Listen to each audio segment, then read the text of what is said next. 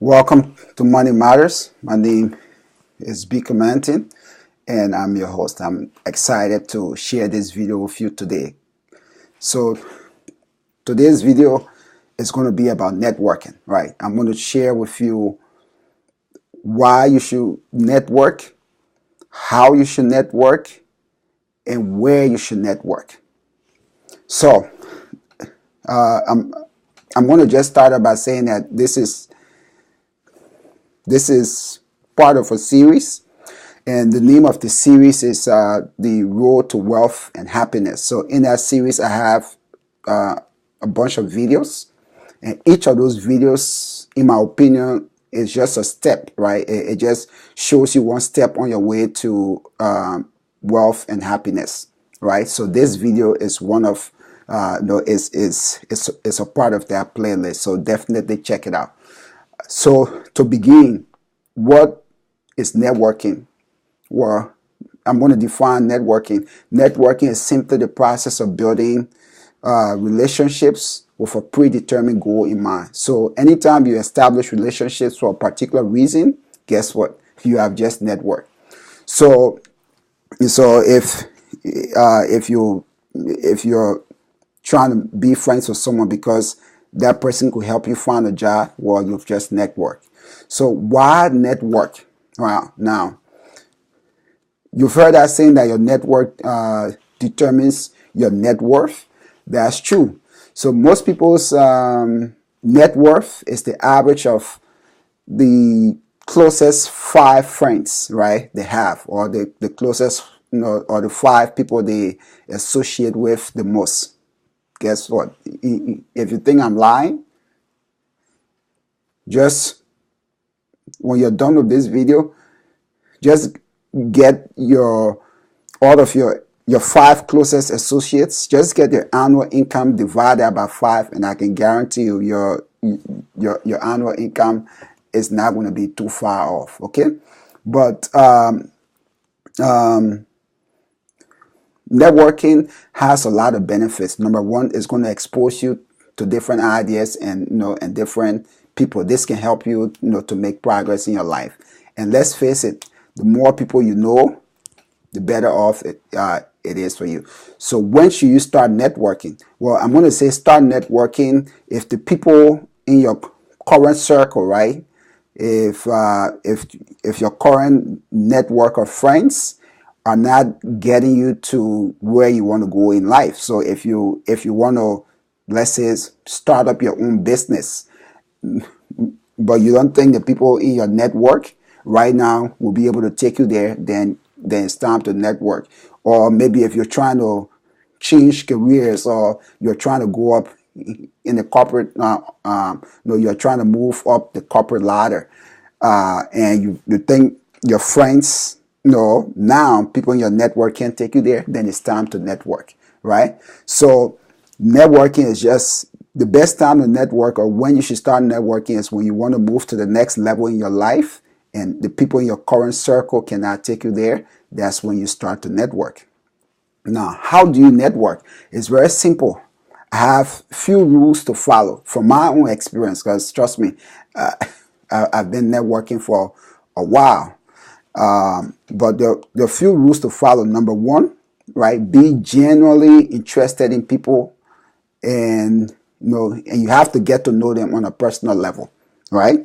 So I've had experience where I go to networking events, and or not just networking events. I go out to events, and people will see me. I'll try to befriend them. Try to create.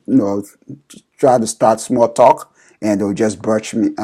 They'll just wave me off. They won't even want to be bothered of me. And then when they find out, oh my God, this guy is a pharmacist. When they find out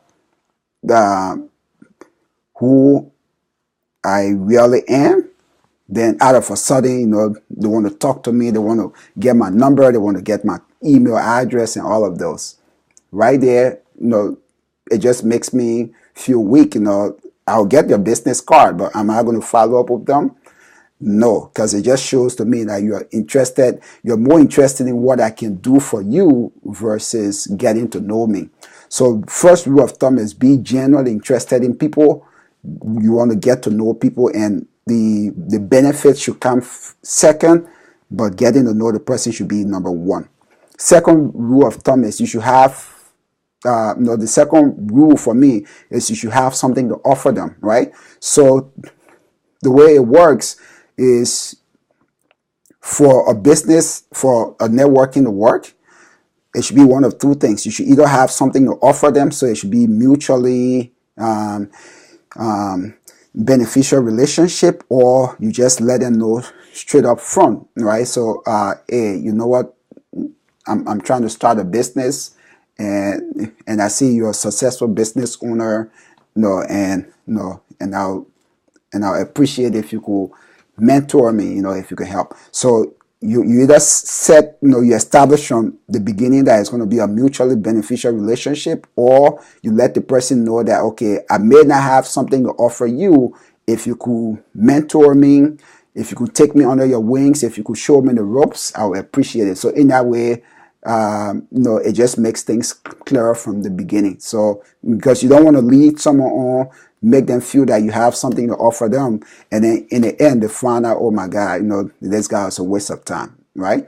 Rule number 3 is go to meetup groups. So if you want to meet business owners, right, then go to business meetups. There's this very good website, and there's an app also for it. It's called Meet MEET Meetup meetup.com. So you have so many different groups, from business groups to social groups to whatever, right? So you just go there, sign up for the site. It's free, and you can attend, you can be a member of each of those groups, and that's a way to network and meet people, and it's free. You can also meet people through friends, right?